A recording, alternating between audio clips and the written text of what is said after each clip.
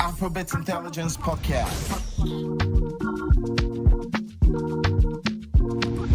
Afrobeats Intelligence, democratizing African music. For you, more than anything, what does it mean to be Foza? You know, this person, this. When people talk about law and the music industry in Nigeria and a number of countries, what does that mean to be Foza, the person that is approximated with this? That's such a deep question because you're going to touch a bit of like ego and pride in it, but which is fine. Which is fine. I mean, it's for me. It's just like what I saw has happened. You know, when I was coming into this, I gave myself a 7-year projection.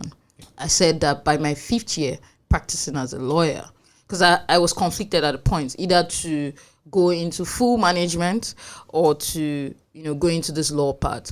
And I remembered, I think it was December 2014 when Woju was, because I was working with G Worldwide then and we're pushing Cases project. And I sat down in the car with Jeezy, and he said, you need to drop everything because this guy is going to be a superstar and I need your 100% attention. And I was just finishing from law school.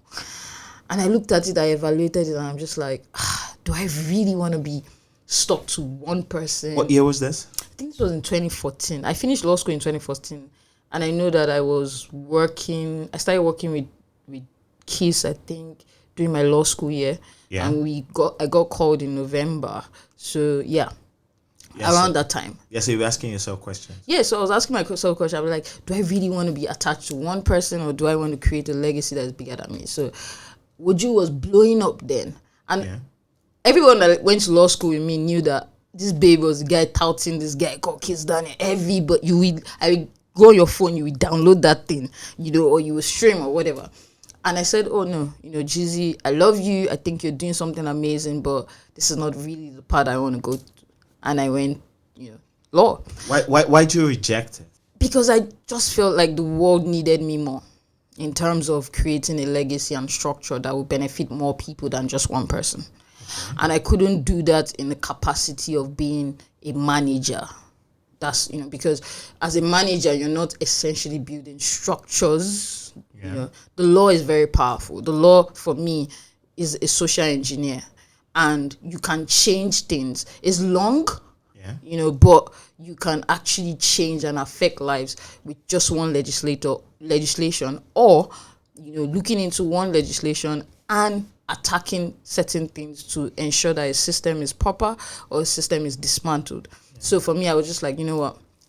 If I'm going to live this life of traveling and I love traveling, this life of fame that people will see me and this guy taking a picture and be like, oh, from the trenches to the, this other thing I'm doing has to make sense. And I gave myself a 5-year projection. I said, by the 5th year, I have to be one of the most top 3 entertainment lawyers in Nigeria. By the 7th year, so by that 5th year, because I did the economics of the industry. Yeah. I did the economics of the industry and I saw that the ROI wasn't matching. So I said 5 years, I should be able to make money to fuel my car, make money to, pay my rent. But by the 7th year, I should be able to talk about money that my generation hasn't seen. Yeah. So by the 7th year, I said I wanted to transition into being an authority in Africa. By the 3rd year, I did what I wanted to do in the 5th year. By the 5th year, I was already thinking, I'm more than just law. I'm more than just a lawyer. I am the gateway to, my purpose, I found out, was just creating sustainable wealth for creatives in the industry. It used to be Nigeria, and I moved it to Africa because I just realized, I went to Ghana the other time, and I was just like, you guys need a Foza in this industry. So... Why did they need a Foza? What was the hole you saw that made you think they needed a Foza? It was just someone that believes enough to fight for a system. There are people that are fighting for pockets, but I'm blessed to be one of those people that will fight for systems. And that's what they need. And the success or the basis or the foundations that a lot of creative people, apart from artists, are enjoying now is because some of us fought for those systems. And it came at a price. It came at us losing money, losing clients, losing your cash cow. But we're just like, my goal is that if I'm 50, when I'm 50 rather, and my boy or my girl says, oh mom, I want to, do music, I'm not going to hesitate and say, oh no, I'm not confident about your financial stability as a musician. I don't want that. Then my years of working in the music industry and the entertainment industry is a waste. So I'm very focused on systems. It's long, it's hard, it's a lot of delayed gratification, but it's always worth it. That's what I've come to realize. I think one of the earliest reasons why I was attracted to you and your work was because you had this anti-establishment angle to it, and I know I have been anti-establishment. You had this anti-establishment angle to like your work. You were always railing against the machine. You were always trying to. It felt like you were a fighter. I am. Why were you fighting? Because a lot of our systems or establishments are founded on very wrong principles. Okay. And it fosters very toxic environment in the long run that leads to lots of things that we cannot fathom. And it's not sustainable.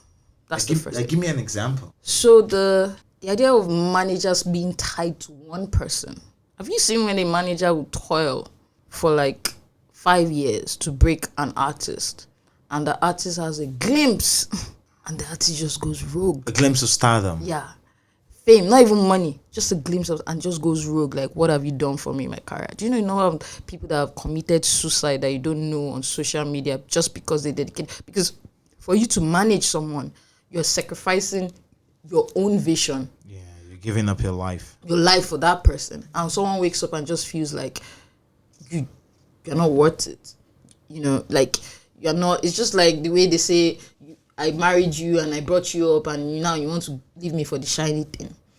And it's all in the foundation of how our contracts for managers were being done.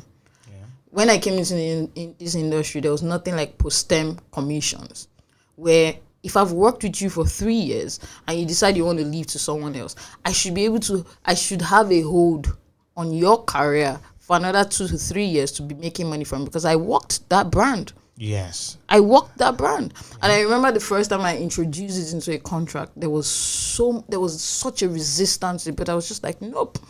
And the person I did it with was just like, Foza, I get what you're doing, but I'm too deflated to fight for this. And this was a manager. Yeah, this was a manager. I'm too deflated to fight. Now the new angle to it is I'm like, when I'm structuring my agreements with management and artists, it's a different approach, apart from what I knew 4 years ago. And that's because I'm still in the trenches with these managers and going through these things. I used to manage art. I stopped that last year because now I'm too busy. But I've seen it, and I tell the younger guys I'm working with, I'm like, I'm the new shiny thing and fancy to you now, but I know you really don't like me. Yeah, you're just getting what you want from me. Sure. And I'm protected in my agreement. So if today you wake up and you want to go, bye-bye. But if I decide that I'm going to activate my powers, I would, and I would solidly do it. Yeah. And the only reason I could do that is because I'm also in the industry, and my approach to it was protecting everybody involved in a fair and equal manner. A lot of the agreements and contract relationships that we had has been very unfair, and just based on the fact of I'm an oga, you're a slave, and whether it's the artist doing it to the manager or the label doing it to the artist. So those foundations, and so many of those establishments for me was just like crazy, like, how are you guys functioning? And nobody's calling this out. So when I'm on panel, when I was much younger and I was on panel and I'm talking, they'll just be like, But you're still young. Don't say when you remember. You're very young. I just asked your age before this, and it was very young. You're younger than me. No, but like in terms of like you were saying before we started the podcast, my CV is rich. Yes. You know. So when you were younger, you were having this conversation. Yeah, and I'll be on a panel and I'll call you out. You know, a lot of our CMO problems or our what's a CMO? Collective management problem. Okay. I remember the first Nigerian Entertainment Conference I attended, and I won't mention this person's name, and they were fighting on stage, and I just saw this bunch of 40, then they were like 40s, late 40s, entering their 50s. And they were fighting on stage. And one person was like, the first person that did this before you and attacked this, they died. The other person that did this before you, they died. And you, then the other person was like, I won't die in Jesus' name. I was like, what is going on here? What? Over music money or what? I promise you. I was just like, what is going on here? And when you go into, these problems to examine it, and you're just like, it's just the foundation of how the establishment was done. So when I speak against these things, people just think like I like to be rebellious. But I'm like, the reason why a lot of things get swept away is because we keep quiet. Yeah. And somebody has to take. If I remember, there was this issue that was going on, and this foreign investor came into the market. We wanted their money. We need their money. Like we were saying earlier, the African economy is poor. Everything competes with food. So for someone coming into this industry to invest, it's a long-term game for them, right? So we got in there, built a bit of structure for them and said, you know what? We know we're hungry, but there has to be an exchange of value. You can't come and treat us like slaves again, So we created the structure. It was going, and my own people decided, Foza is making too much money from this.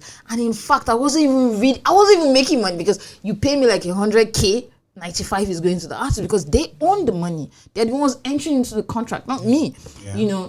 And because these foreigners are used to my people, unfortunately, being not straight. They thought, she's too comfortable and too audacious, not to be stealing. So they came, they tested it, and they saw that nothing was there. But they now started doing things that was very anti-Foza, like anti my values, and in the long run was going to hurt the whole industry. And I looked at it, consulted people and everything, and everybody was like, yeah, speak against it. I thought I had like the support of everybody. I spoke against it, and everybody went mute. But that's the industry, That's I used to do a lot of fighting in this industry.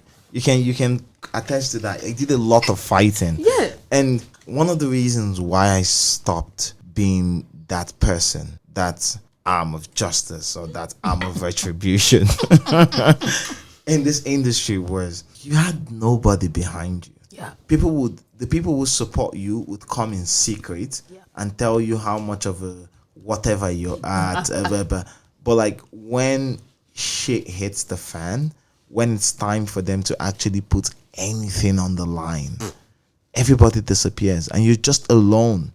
Like for me, with my dick in my hand. And people, you see that thing I did, if I didn't do it, right, 70% of the industry, people making money from the industry, wouldn't exist. So for me, I looked at it like, would I rather suffer a few $1 million than allow times 10 of $1 million going down in the industry? I was just like, you know what? I'm going to press send on that email, whatever it is, whatever. Now, till now, they're still fighting with me. They're still blacklisting me. And I'm just like, Emma, we're all right too. Yeah.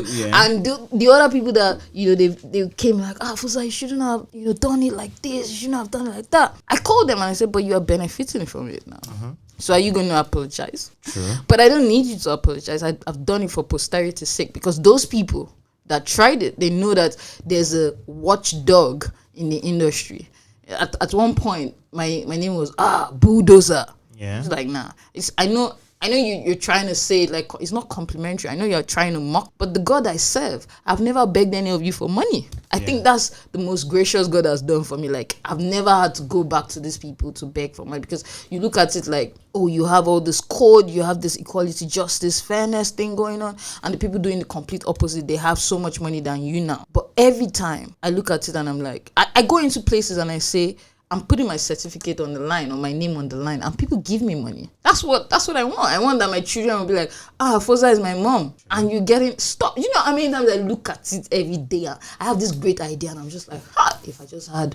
My father just had one trust like this. That I just activate this, you know. But I want to do that for my children. Yeah. And my name is the first. Like one time, this fellow lawyer and this fellow music executive came into my email to you stole my client's song. Yeah. I warned you the first time. I warned you the second time. Third time, I was just like, you know what, dude? Like, I'm not. And you went, and the first thing you came and accused me of insider trading, some other bogus thing, and you're going to report me to the Nigerian Bar Association and take my license. For music. Yeah. I was like, I didn't even respond to the email because I was like, this is beneath me. I sent my associate. I said, respond and tell them to file it. Because people really feel like, and I think it just comes with the territory of being, you know, the fighter or the person is like, people always want to soil your name. Sure. For whatever reason. Whether it's your personal life, whether it's your professional life. So they will come. And I've just learned, like, never be afraid. This is I was asking you how many lawsuits have been gotten. I've been through a number of lawsuits for fighting. Yeah, the industry is the trenches, man. It's the trenches. And then for situations like this, like when you have had to, because all I know about Foza in the past, now I know you more, so I can properly appreciate you and what you contribute to the space.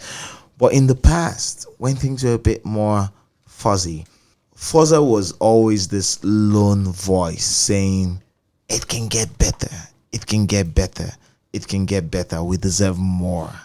How were you able to do that while building a business at such a young age? I think really it's just being centered and true to who I am. I saw my vision and purpose very early. You know, one thing I made, I think it was in 2014. Yeah. That was the last time I was really broke. Yeah. Like I couldn't even, I think 2014, 2015. Actually 2015. Myself and my partner were so broke that day. We couldn't afford to eat.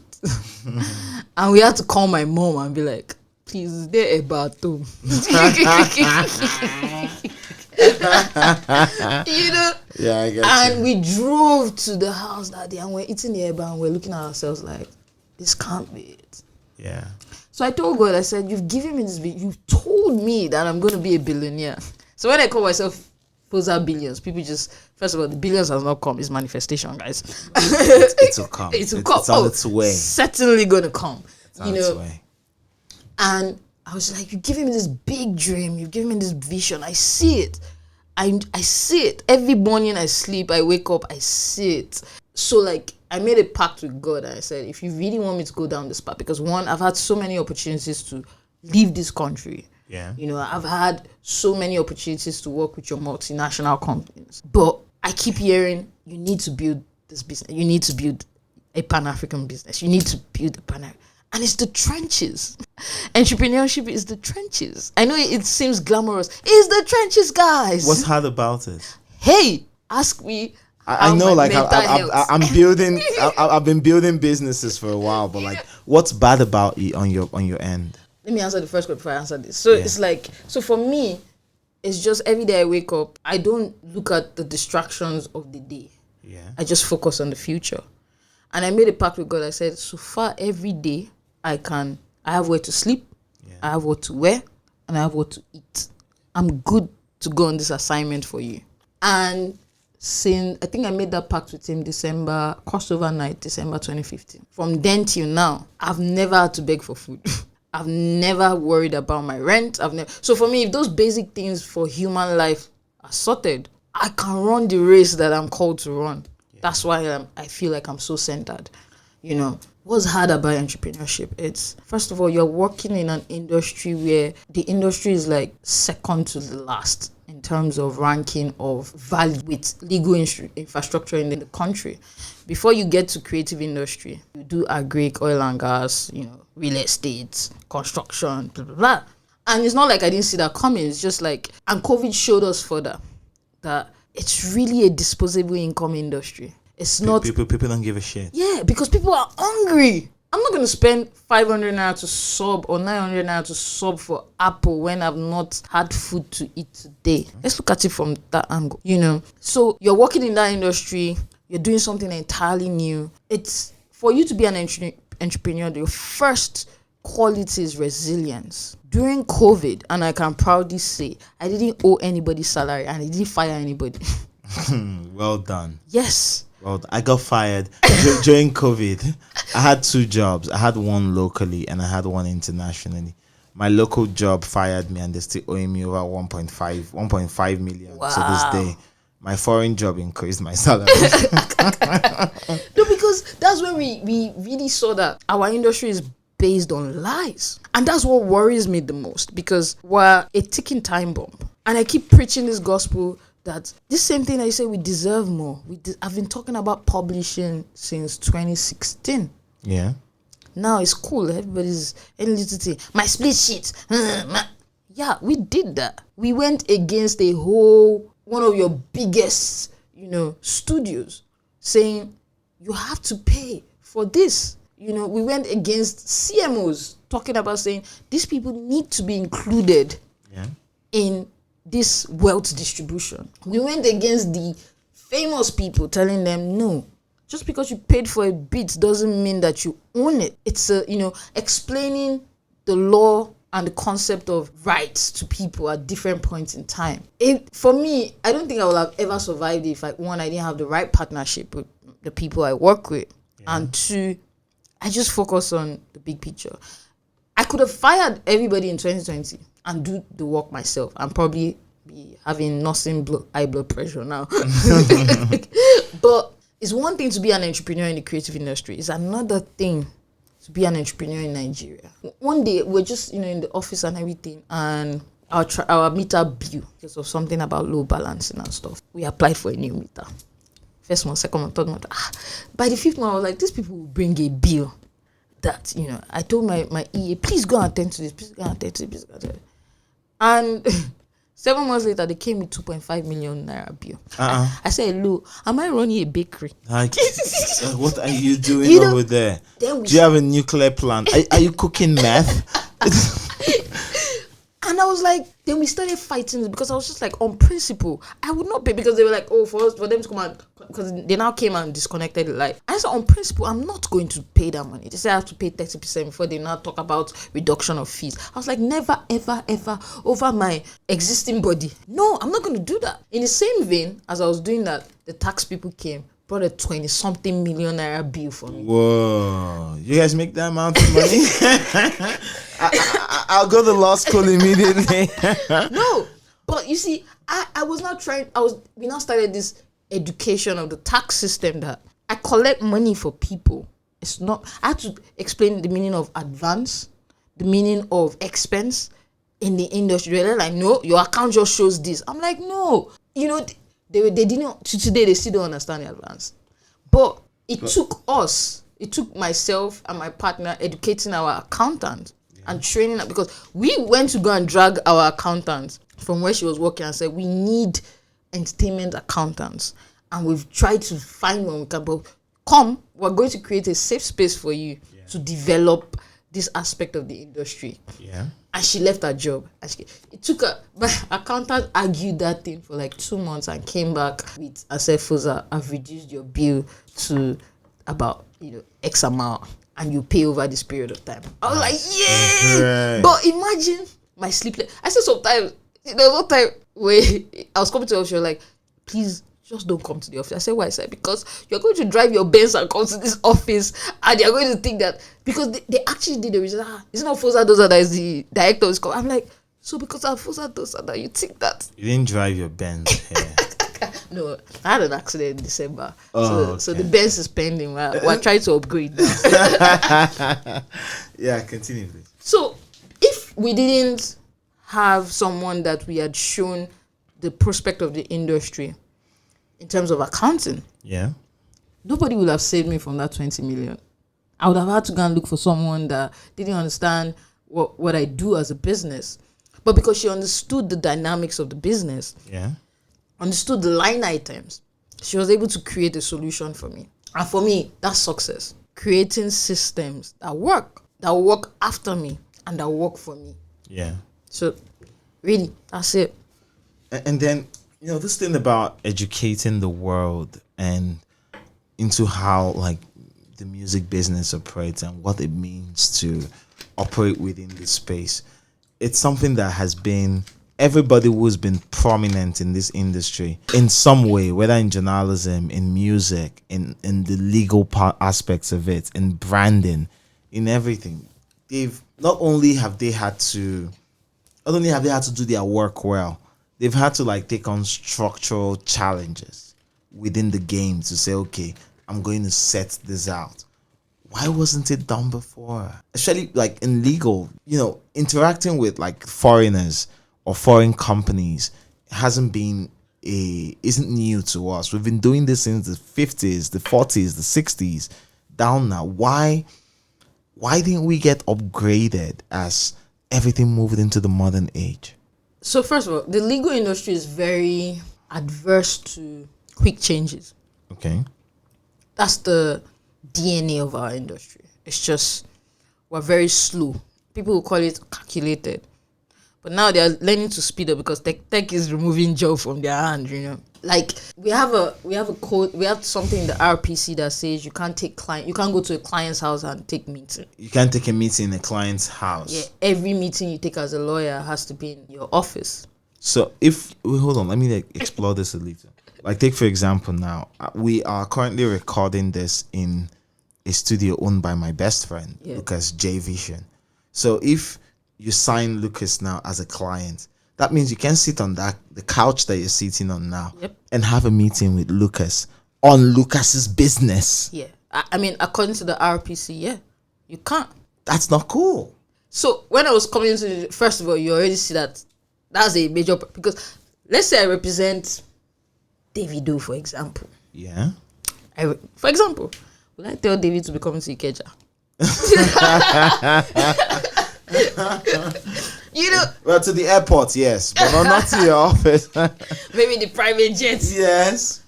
The dynamics of our business is sometimes even, I remember one time we're supposed to sign this international deal for a client, American time, and they called at 3 a.m. and they expected my senses to be sharp. 3 a.m. Yeah. And you just woke up groggy-eyed, all of that. Yes, and we had to finish that deal. So imagine, I have superstar clients now, and my client can call and say, oh, Foza, this corporation wants to talk to us now. You need to fly in. Am I going to say, oh, RPC says that I can't have meeting? So until today, that rule still exists. Another rule that exists is you can't advertise your business. That I can understand.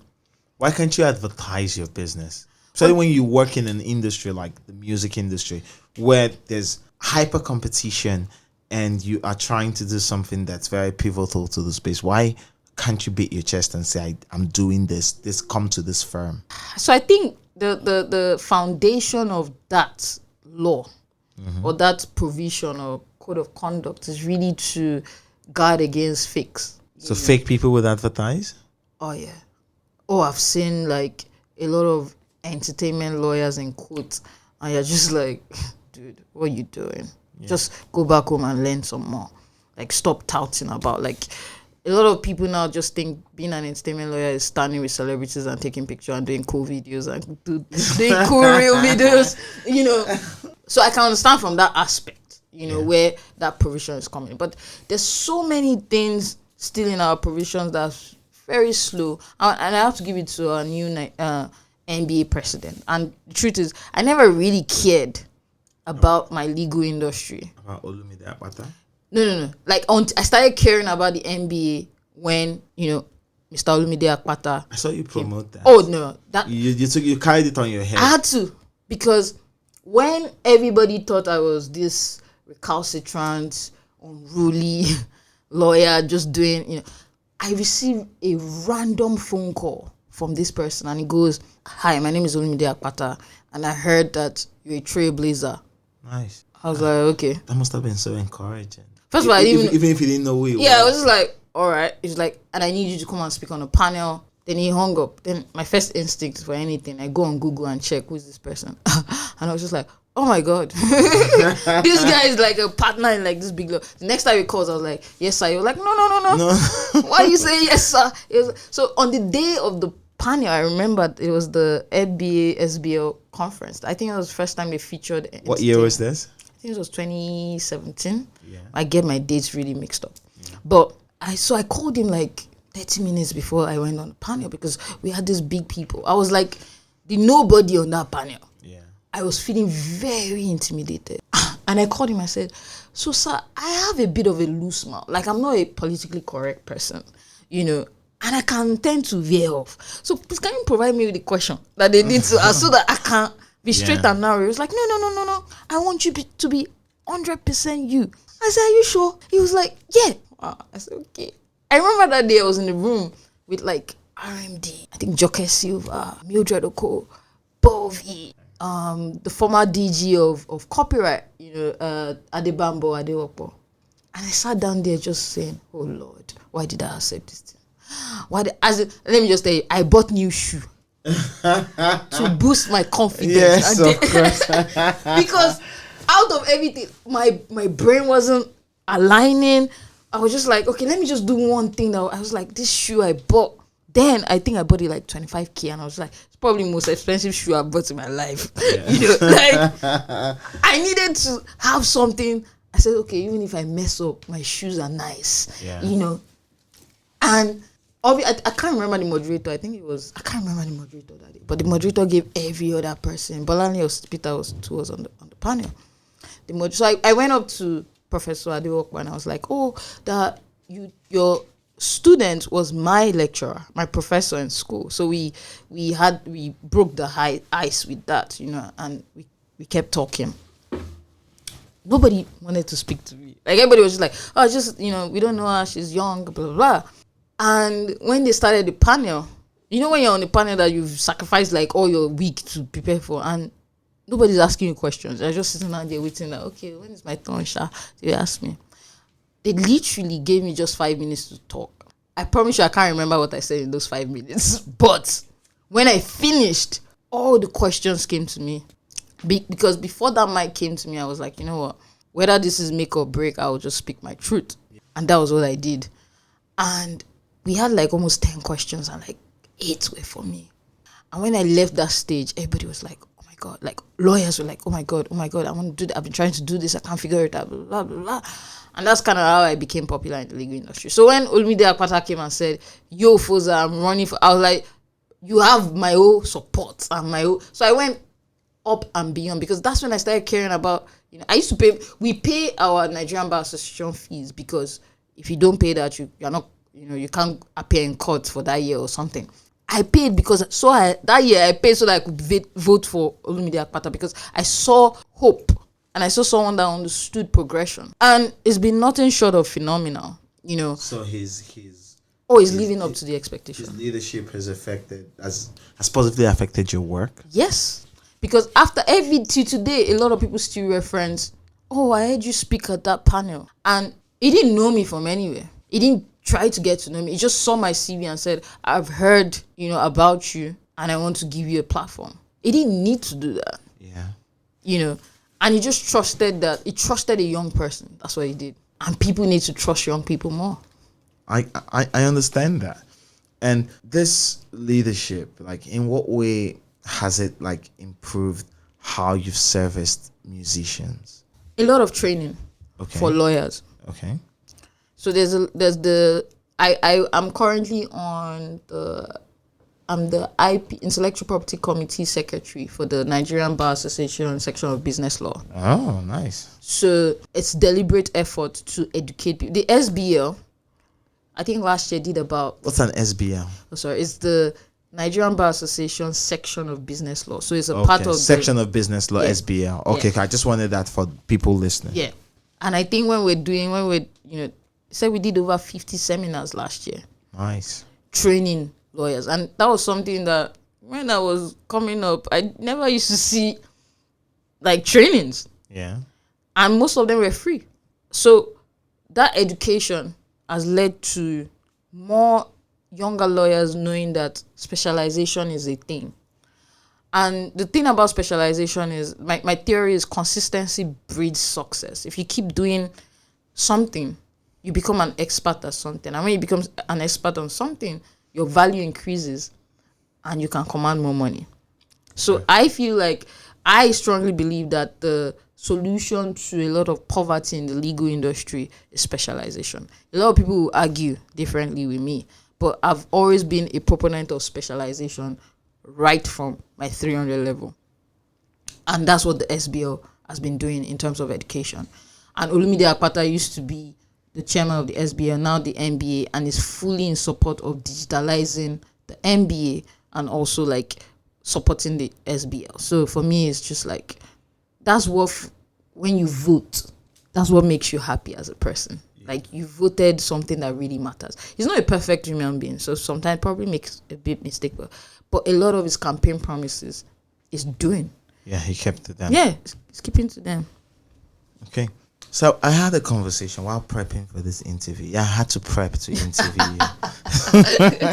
The great joy is, first of all, I just want to tell you guys that, you know, we've gone 7 years. I'm finally on the world acclaim. Joy, Arkansas, podcast. Thanks for having me, man. No. It's not each other too long. This should have happened long ago. I've just been really blinded by, not blinded, because I've just been really focused on doing a lot of work that not only services like pop culture, because the kind of work I do, it's not enough for you to be the most technically gifted guy. It's enough. It's important that you also hold like pop attention. Yeah. To be able to do what you do, because it's influence. Yes. Yeah. That's what it is. So I've had to like focus a lot on that, and in doing that, I've lost the opportunity to do a lot of good work. I ain't gonna lie. I've done a lot of like impactful work, but like the work that really moves the needle, like beyond the fame and the numbers. Yes, and the numbers, and I've lost the opportunity to do that because sometimes we have to do that. Yes. Because when you don't, like my theory is you have to have a combination of money, power, influence to really move the needle. Sure. If you just have power, you're almost useless because you don't have money.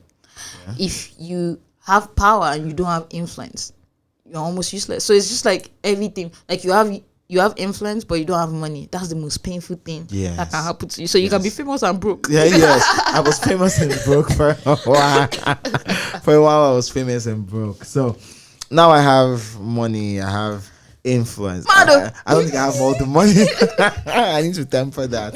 But I don't have all the money in the world, but I'm like comfortable. Yeah. And I have power and I have influence. Yeah. Like I could not just public influence, like influence the public about what to think about like the music industry, but I can also influence things that happen within the space, and that's real power. Yes, it is, and it surprises me when I was doing the research on you, and I asked a younger lawyer, and I'm like, why do you fuck with Foza?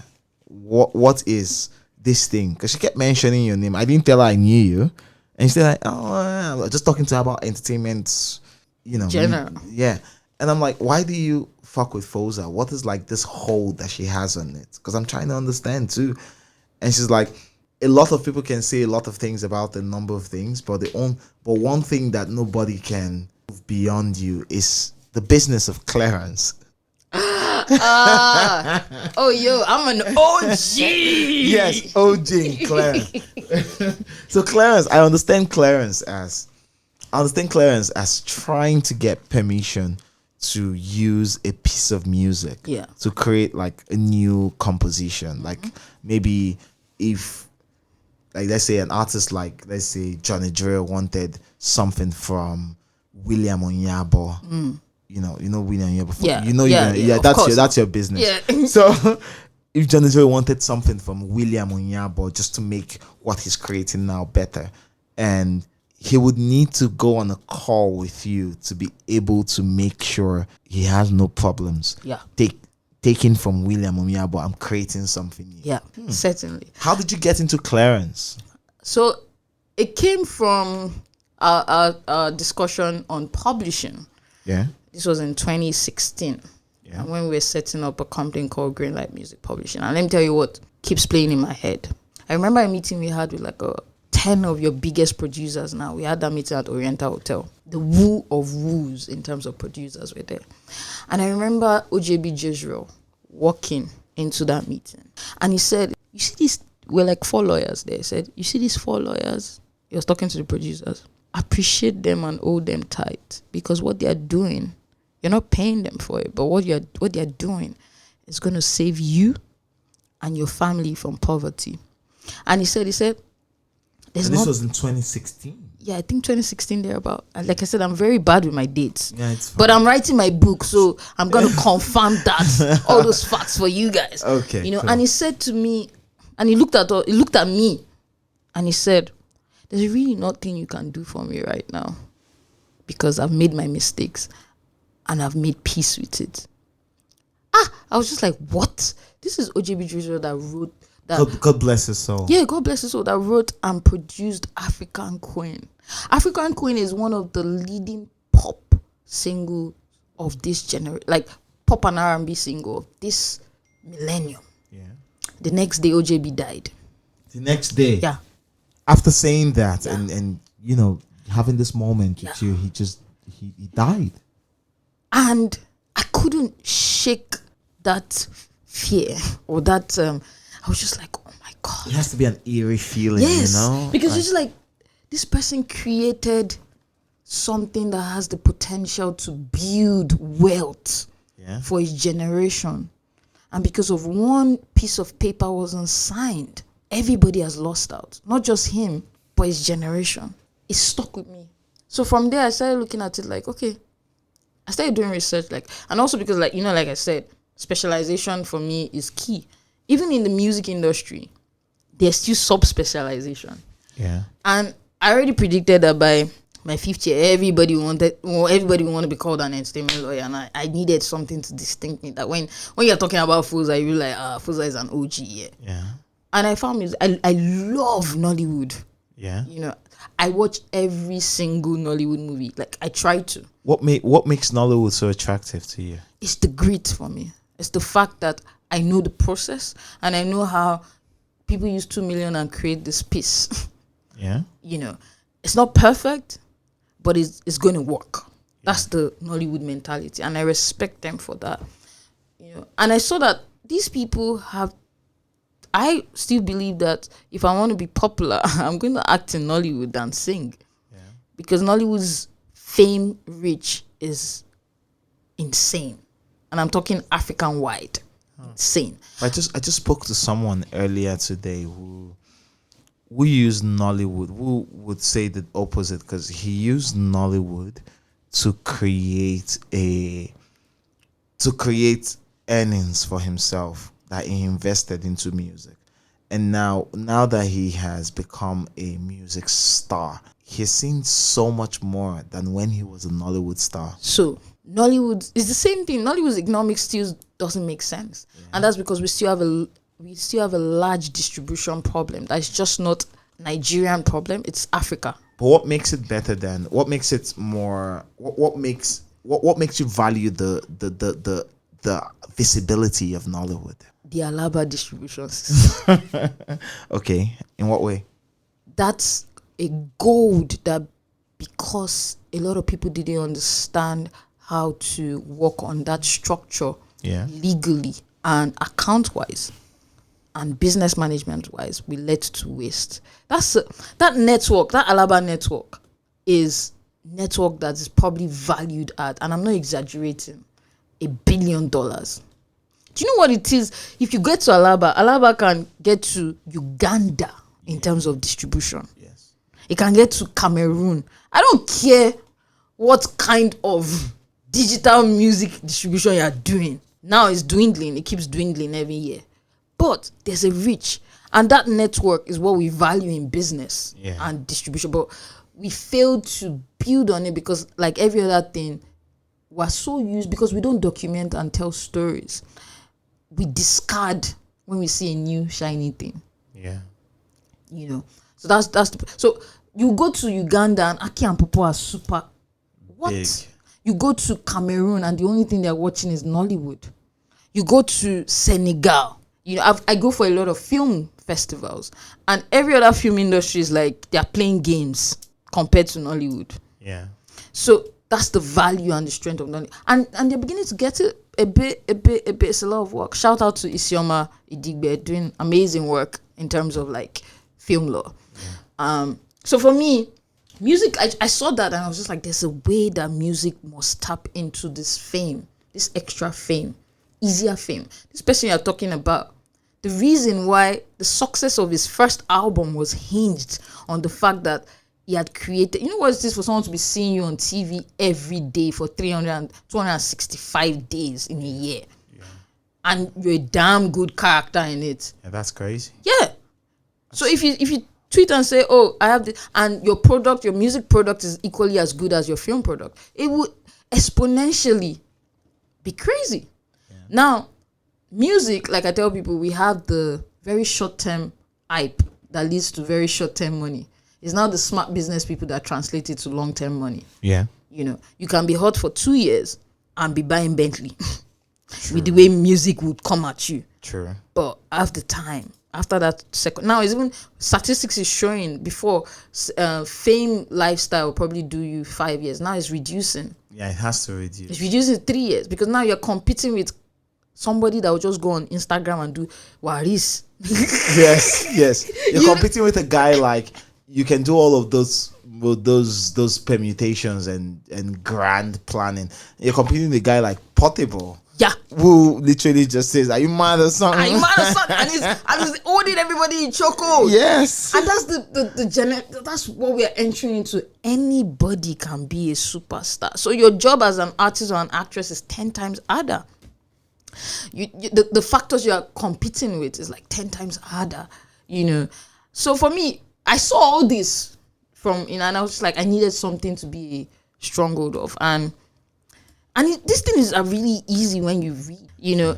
When I started researching in my 300 level about music, and I saw that the most successful business people were lawyers. But what attracted you to it though?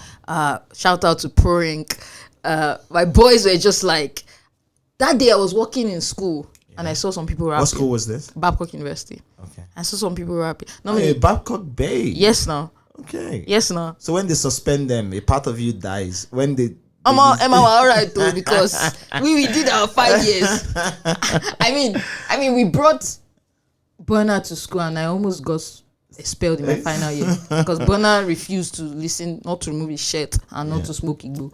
So Afolayan then was like, "We're bringing the devil to school."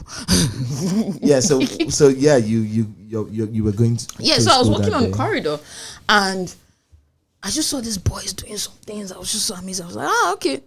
Me, I was just looking for who to go and we call this thing in school called Dorcasing, where a boy and a girl they're talking, and so I was looking for gist. I just saw some boys recording with headphones. I was like, what's popping here? And I saw that they were doing a cover to Lagos Party. Banky W's Lagos Party. And this boy called OG was like, yo, you look like you can rap. Can you rap? I was like, yeah. I don't. You've never rapped before, right? And it was like, okay, form some bars. And I just sat down and I was just like, I remember the lines. Yeah, move straight like a... No. I was like, oh, no, what's that? F to the O to the Z to the A. Moving straight on the... No. Moving straight on the BRT line, but I swing. I was just like, what? You know, and we did. I'm still going to look for that record. I'm putting it in my book.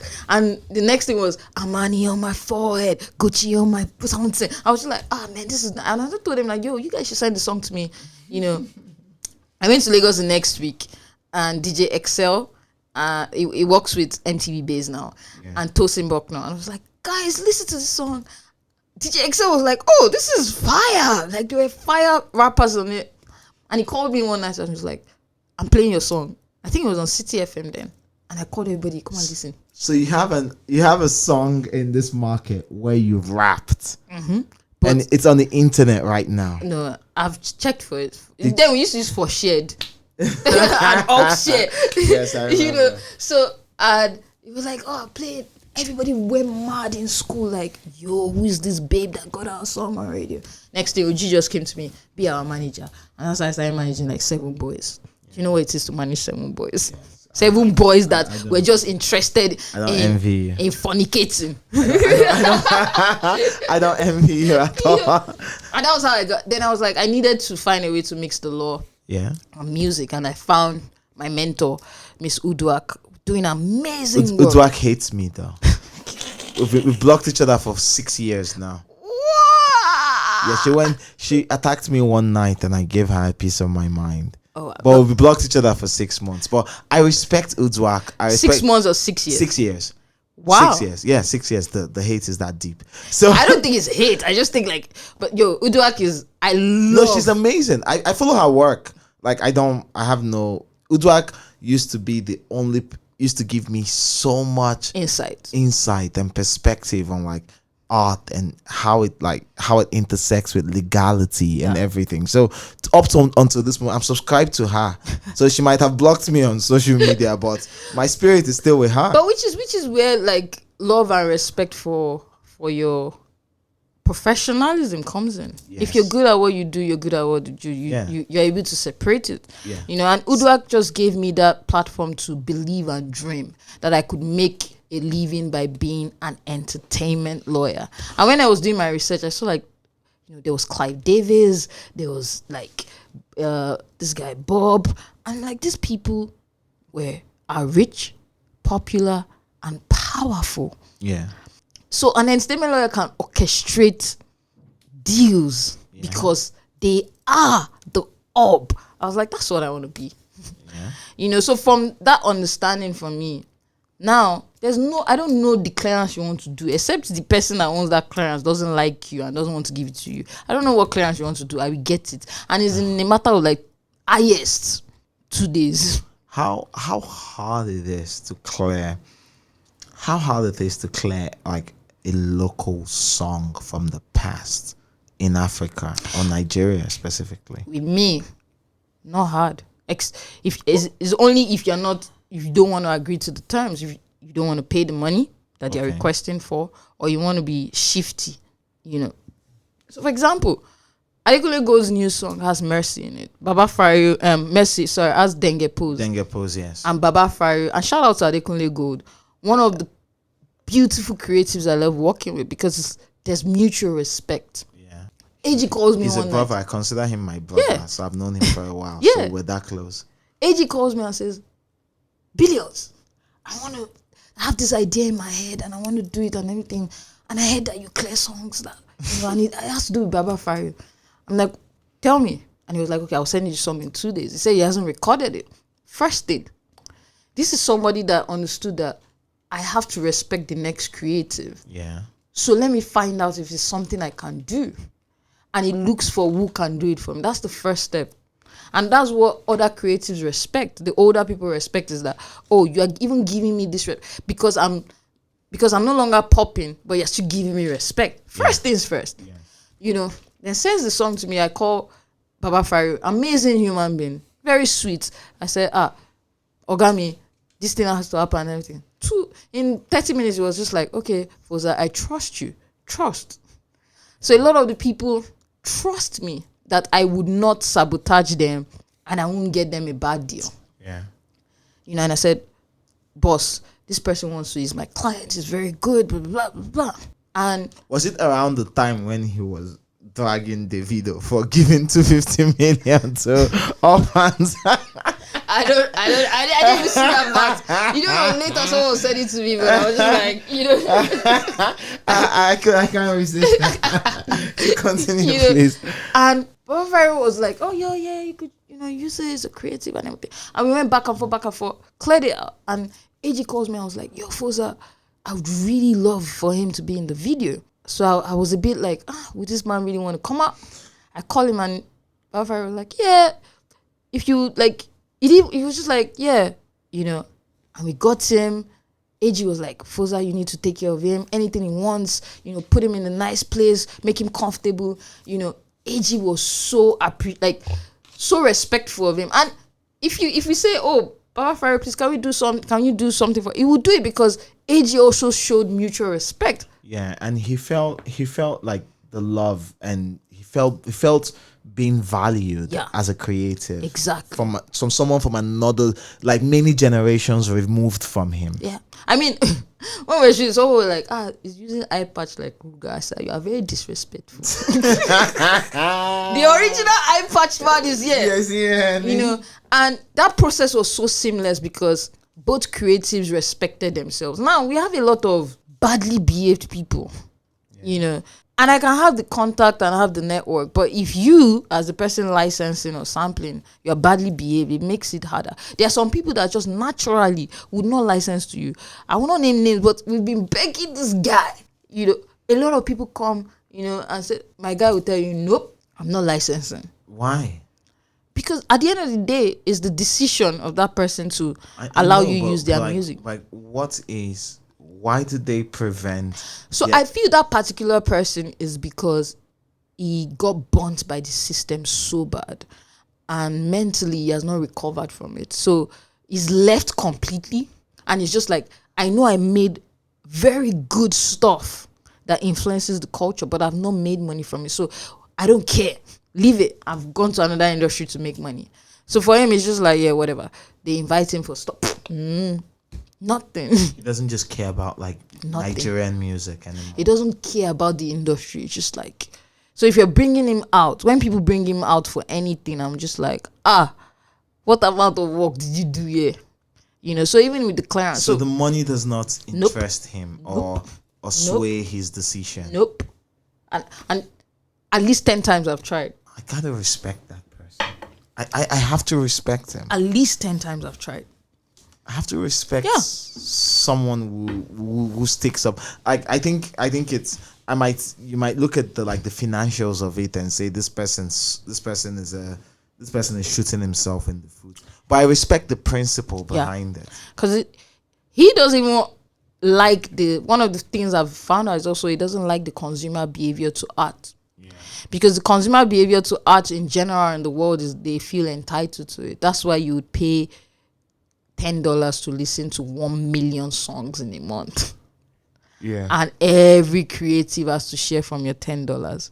Sure. The consumer behavior. You see, I was seeing someone tweeted something about Spotify being able to predict the next superstar. And I responded, I said, maybe they should predict the better payouts. And everybody was laughing. I was just like, yeah.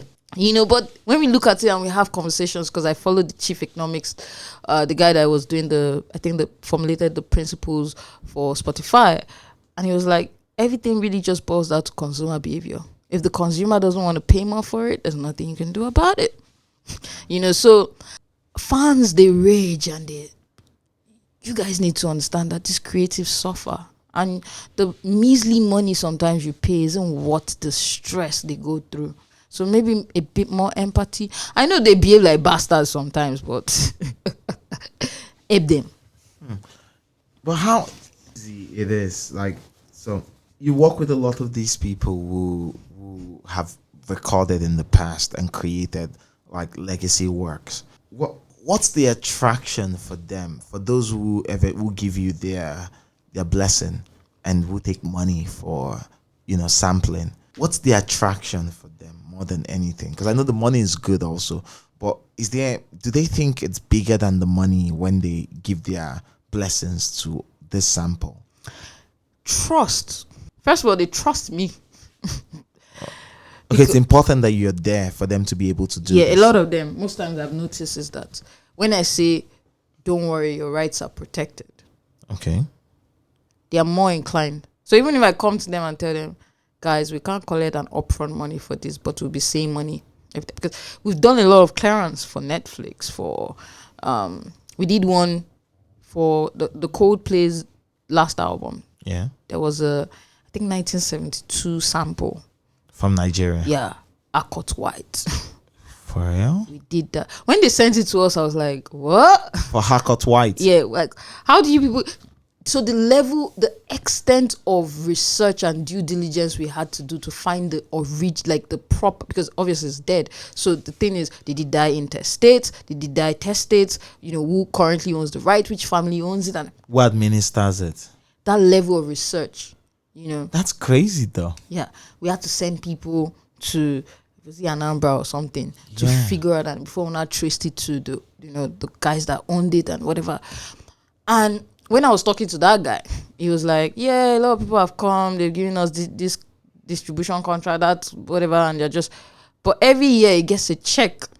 Because also for me, I don't see why I should be taking your $100. Do you understand? So it's like that integrity of, okay, whatever happens, this babe is not going to take our money. Yeah. And there's proper accounting, there's transparency. Because you can be accountable and not transparent. You can be transparent and not accountable. There are two different concepts I need to, accountability is whether you ask me or not, I'm going to give it to you. Yeah. Transparency is whether you, I'm always true. I'm always, Yes. I'm giving you the right like thing. you see what it is. Yeah, Like I make you see what it is. Exactly. So a lot of people in the industry lack accountability and transparency. And like I said, when we were talking before we started, I built my brand or my name and my business on integrity. So everybody that works with me knows you cannot collect money from someone and not deliver the excellence that you promised. Yeah. The moment you cannot, return their money. Sure. And keep it moving. And I tell people, I'm like, there's no amount of money. See, I did a deal and the person still owe me $1,000. Every time I see the person cannot talk to me. Yeah. Because the person knows what the person did. And that person made so much money off my name, Yeah. that I didn't even know. I just saw that, this guy is driving a new Toyota Camry or whatever. And in that corporation, they were already like, oh, Foza has spent this much money and whatever and whatever. The way that truth got revealed to me was because someone on the board was like, nah, I know this person. This person would never do this. So they called me in and they asked me, I was just like, no. And by the time I started bringing out my receipt, I was like, no, this is this. And the person was like, I told you people that this person cannot do that. And the only reason I could enjoy that is because I've proven myself worthy to someone else. Yeah. And everybody that scammed in that, all of them, plus the one that had accident with the car that I bought, plus because then again, spiritually, I'm one of those people, I tell people that except I do something to you, you can't offend my spirit man. My God will fight for me. Yeah. Because God had told me that you focus on the job I will fight your fight. Yeah. So you cannot try to soil my name and go scot-free with it. And it's not like I would do anything actively except pray and cry to God.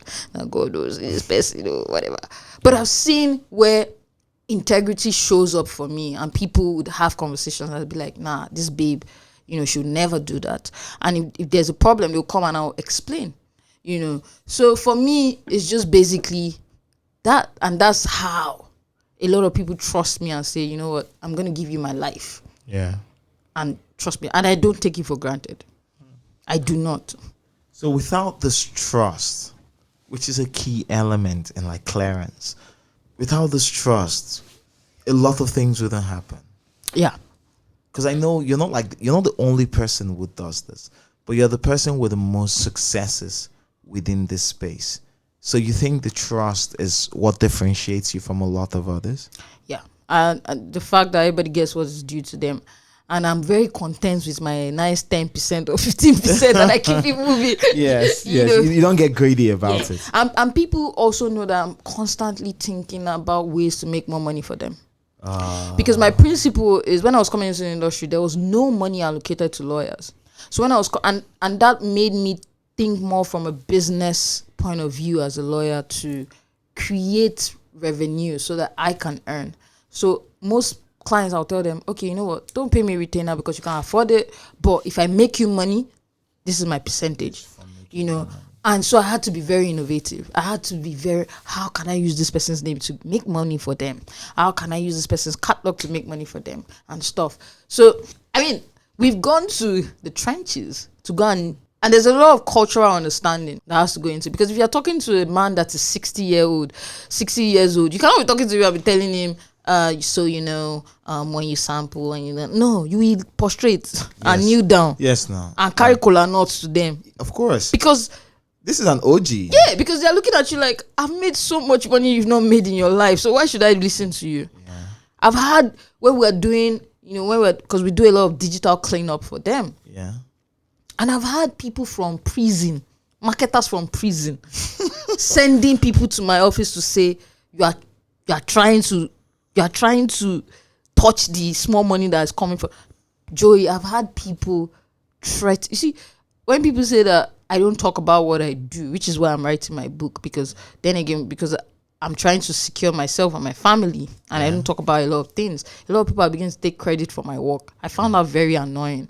So I was just like, you know what, I might as well talk about my work and make money. So I'm using Joey's podcast to tell you that my book is coming February 17th. Yes. 2023. February 17th, 2023. And because I don't talk about a lot of what I do, people just feel like it's child's play. I've had people threaten to take my... Joey, people look me in the eye. And I'm talking about Yoruba people saying that, they'll make adage like, so you want to see the end of the year. But I get you, but with things like, I know we have been in the pits for so long. Yeah.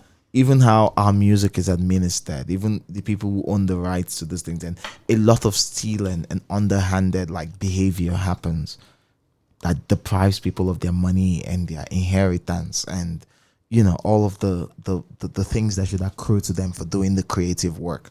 But how bad is it? Like, we talk about how we don't have documentation, we don't have this, but how bad is it? It's as bad as your guys that were popping between 2000 and 2012 have lost close to $100 million.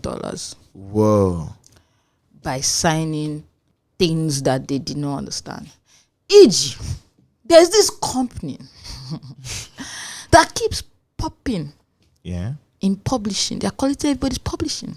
And when we trace the history, that company has changed. It's a US company. Yeah. They've changed names so many times, because they're escaping a lot of things. They're constantly have to reinvent themselves to be able to make money. Exactly. Illegally. But a lot of them signed. So some people came into Nigeria, went to Alaba, went to meet the marketers, because at that point, marketers were losing so much money. Marketers then are doing what your DIY distributors are doing. Sure. That's why I said history is important. Yeah. For us to always know. So your marketer will say, okay, Joey, all right, you have one song that's blown in the streets. Okay, take 3 million, go and bring an album. Now, Joey takes 3 million, goes to buy car, buy house, doesn't come back to check, and culturally, because a lot of people eliminate culture from how we do things. And that's why a lot of solutions that we prefer, when someone from Harvard was saying, if someone went to Harvard school and said Harvard can provide solution to Africa, I was just like, you're a joker. Nah, you're a pompous joker. we weren't written into that curriculum. Our ways, we are not written into that curriculum. Exactly. Now, culturally that an Igbo man would always account for every one kobo that he spends. So the claim of, because Igbo guys were the biggest marketers then, the claim that Igbo marketers were the ones that were destroying the industry was so absurd culturally to me. And it took me and my partner going to Alaba, driving to Alaba to do research. And the only people that could fund the research then were the Chinese people. So we went there, did the research and everything. And when they were showing us, see, the average Alaba guys, not even talk about the top guys, will show you years and years of record. Yeah. And when you ask them questions, they will tell you how they've also spent money in litigation to stop piracy within their market. So now begs the question of, when you say Alaba is piracy, you're talking from a deep place of ignorance. Yeah. So those guys will give you money, the artists will run away, probably not deliver what they're supposed to deliver, which is also a common thing right now. Go to another distributor and sign and all those things. So someone who just came from the abroad, some guy spoke nice English and said, okay, you know what, we'll give you $10,000. And at this point, CD factory Nira had closed down, this physical CD thing had closed down and everything. Everybody was losing money. Yeah. So all those guys were just, So they were just sitting on products Yes. without a way to make money. exactly. From it. So you go to an Alaba guys play and you see like 1 million CDs, nothing is moving. Yeah. And this guy comes from America and says, "Oh, I'll give you $10,000 For what? to distribute your music online." This was in 2006, 2005. So you sign, They had us in the first half. So you sign off publishing and masters. But then you're looking at it like, but does the marketer really have the right to do that? Because But even then, we didn't understand. 2006, nobody knew what publishing was. exactly, but 2006, I was in secondary school. But for them, it was just like, this is a business. If I'm going to write this off as bad debt, I might as well make some money to clear up the bad debt. Yeah. So they thought they owned the masters to do that. But the law is clear. If there's no written agreement assigning you that, you do not own it. So when we started that fight, we didn't start the fight saying, "Oh, you're a thief." We started the fight saying, "We know where you're coming from. And we understand the problem you faced and why you took this decision." So we're telling our clients that everybody has offended here, so let's find a way forward. And a lot of those intricacies we're able to detach. Some people were stubborn, some people were able to loosen it. Not, but if it was a regular lawyer from you would just go straight to fighting.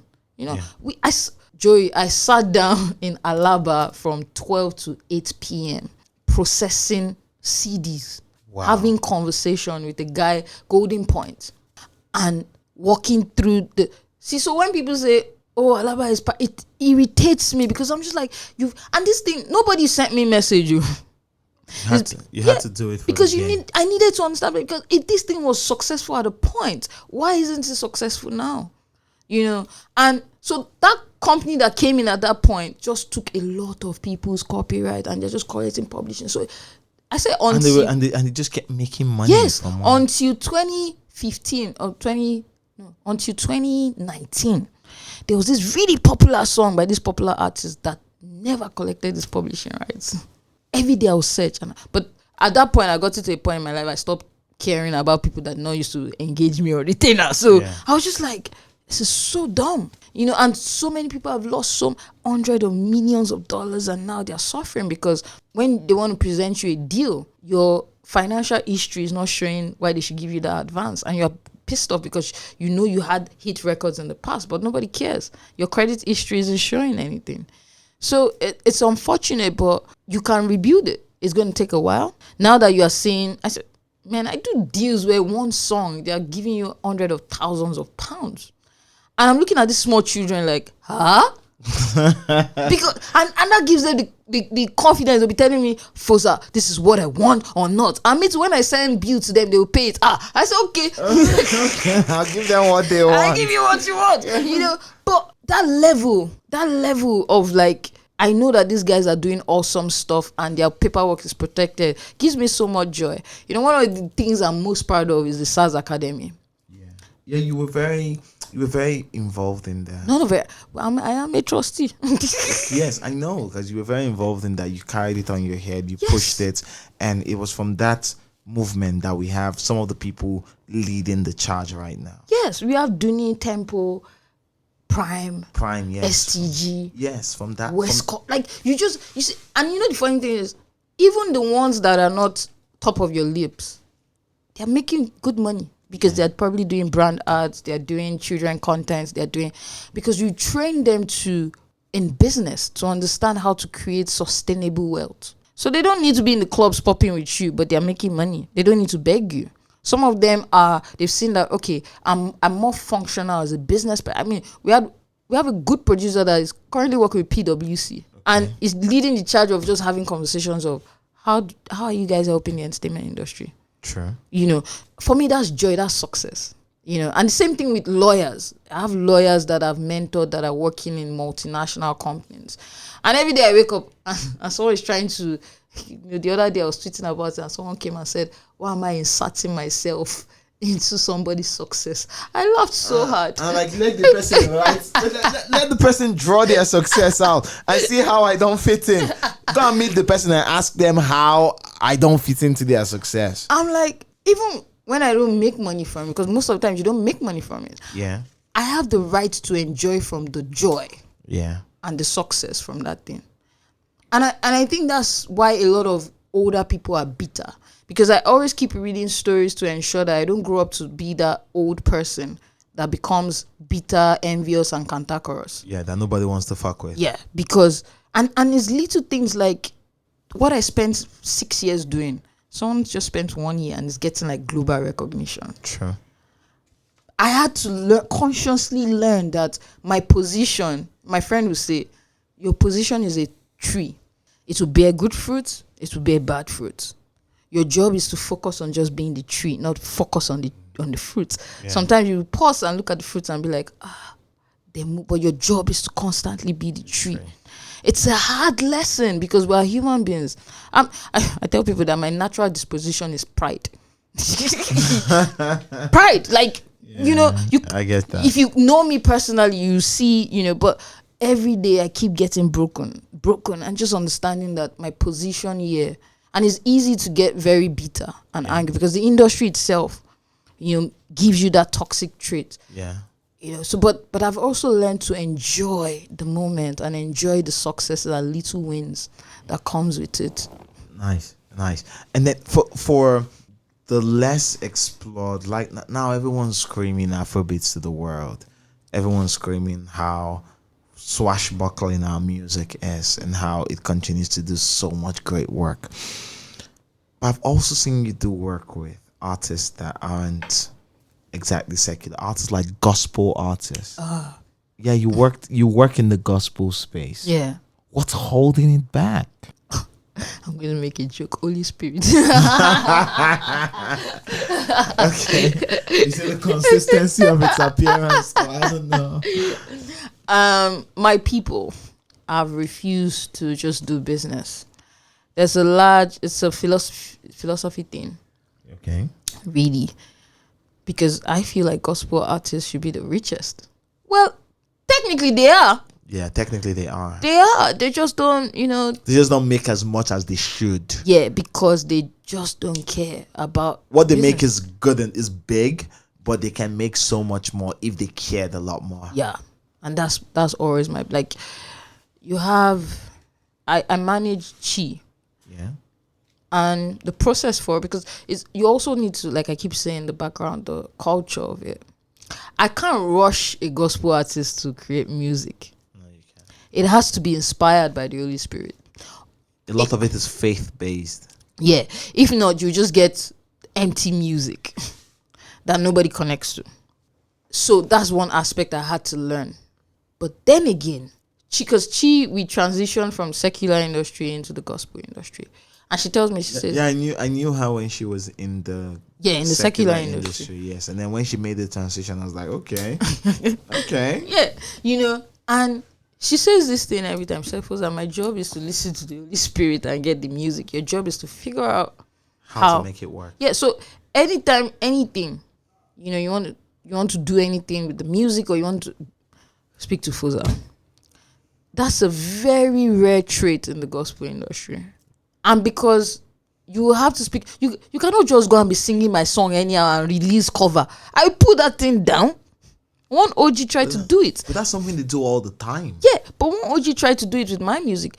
I said, hello, sir. I know the Bible says we should not be taking our matters to court.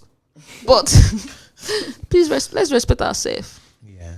Because the producer that will produce is not producing it for free. The mixing engineer is not producing it for free. And if you know gospel artists, their cost of production is so high because they do live music. A lot of it is live. Yeah. All of that experience is live. And see, I know a gospel artist that mixes a song for nothing less than $3,000.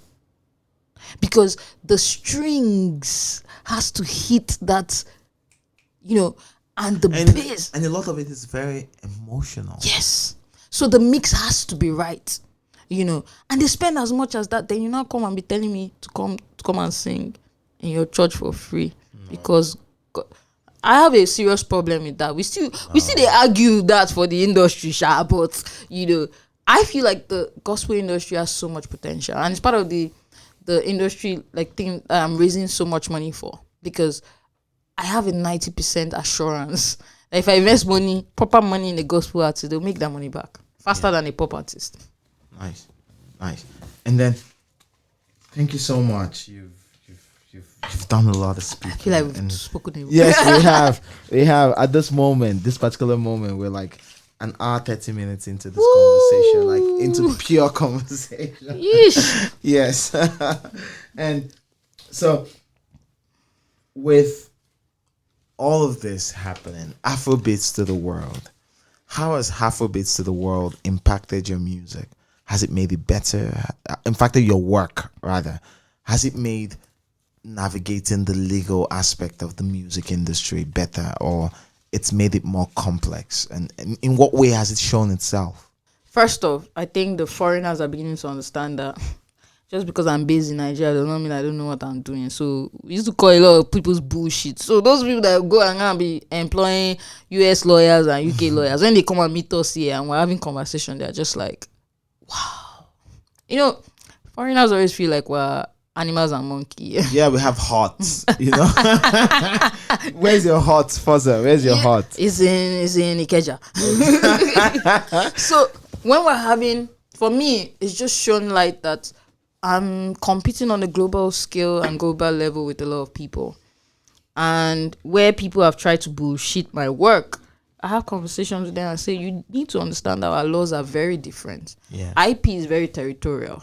So language difference and everything, but you will respect me. You're not going to make me feel like, I mean, the first few times I started interacting with international, they used to do that thing. Yeah. Oh, so it's a local lawyer. It's a local lawyer. But that local lawyer, by the time we I think when we first started, people start take down. When you spend like hundreds of millions on a song and I help you take it down first, and I tell you, have conversation. The conversation should change. Yeah, because the power difference is shown. Yeah, because you're just like, you're not going to treat me like shit because you think maybe I went to Babcock. No, I'm equally, because for me, I think, I don't know who exposed me to that. It's just like, you're in a global market where you're not competing with your classmates in Babcock. You're competing with the Chinese guy. Yeah. You know, so you have to think globally. Yeah. So for us, you know, Afrobeats to the world, see, I've had clients that they fired us, went to the Yankee, were very blunt, came back and said, anything, I'll be like, no. If it's not Foza that is checking it, I know they do.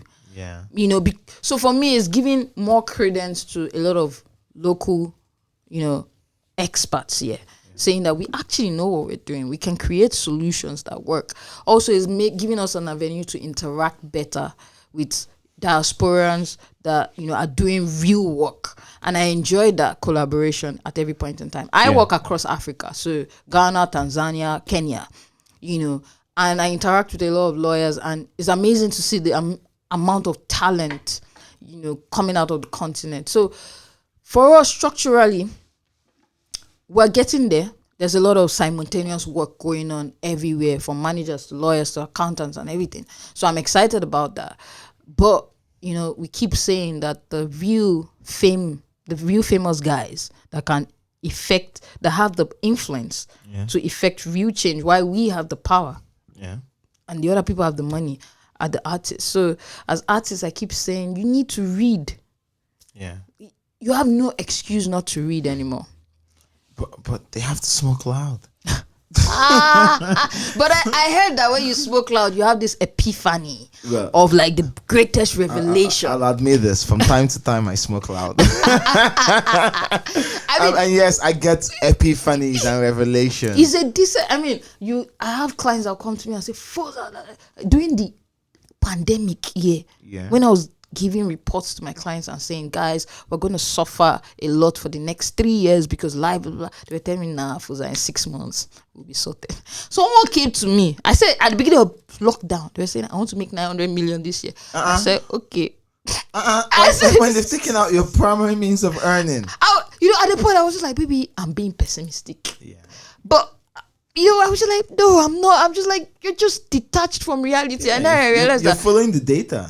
I'm just like, well, you people do a lot of drugs and what they call it, Igbo. But so I've learned, which is also cultural, is I've learned to understand the behavior. So I know when I'm talking to a client that is high, I don't have proper conversations. I just say, guy, let's listen to some of your records. Yeah. So when you're calm, I will not tell you that, Alaye, this money you're spending on loud is not, you can't be spending the money that your distributor gave you for advance to buy a house. You need to half it into two. If you want to buy a house, buy the house. But, so it's when I've had to learn to know when to have conversations. Because one of my biggest problems when I was coming up was I used to think that we're all professional. And I realized that creatives have this left brain and the professionals have this right brain. So that meeting point, I had to learn how to get my clients to be comfortable enough to trust conversations, because sometimes you just see them acting out and you need to understand where they're acting out from to be able to handle the situation. Sure. And most times, once they smoke the igbo, they do this thing. Everything becomes very, very, very unprofessional and irrational. Yeah, and that's hard. So, with all of this happening, do you think you've made an impact on what it means to be a lawyer in Nigerian music? Yes. You can't write. If you're writing any story without my name, you have messed up. No, but okay. Totally believe it, because one of the signals for influx of proper investment into the industry, I was part of that. Yeah, okay. I was part of that. I did that research. My partner and I worked on that for 3 years. You keep mentioning this partner. What's this partner's name? Oyinkansola. That's my brother. Yeah, like Ire is such an awesome guy. Like, it's one of the. See, if you say the number one, and the only person I can allow you to say that is the number one TV lawyer in the country, in Africa, is Ire. He's such a brilliant genius. And even before I even knew what you guys were doing, for me, the reason why I fell in love with you people was that you guys liked what I was doing. Because real recognizes real. Yes, exactly. So after that, I was like, okay, these people, they fuck with me. I'm gonna go see what's in there happen there. And for me, it's just like facts always stands the test of time. Yes. And we did so much work, data work, and research work that's led a lot of the investments that you see coming in is because one person, influenced by our research and work, took that leap, and everybody just said, okay, they started coming in. So yes, so you guys did like seminal work within this space that modernized it more than anything within Africa, not just Nigeria. Yeah. So if you don't want to put my name there, it's because you're being hypocritical. And to be honest, before I used to be phased about it, but now you'll be fine. Because every decade you're gonna get a book from me talking about it. Definitely. So I know your social media handle is Foza Doza. Foza. Why are you called Foza? So it's Fawehinmi Oyinkansola Z. Adesola. Shout out to my best friend Jumoke. She gave me that name. We're all looking for cool nicknames in secondary school then. I used to be DJ Skinny, DJ Spaghetti. Well, eventually you got to Foza. Yeah, Jumoke was just like Foza Works. And that stuck. All right, thank you so much. Thank you so much, Thank Joey. you. I really enjoyed this conversation. Yes, I did. I don't want it to end. And you guys, one chapter of my book, Joey gave me the title to it. So you say, yes. What's this title? No. They have to buy the book. Okay, February 17th, 2023. Yeah, we're getting your book. Yeah. Okay, hopefully by then. Hopefully this still exists, and then by then you have to do your promo. It has to. And you have to come back here. Yes, and I have to give you people juice about the people that wanted to kill me. Thank you so much. Thank you so much, Joey. Thank you.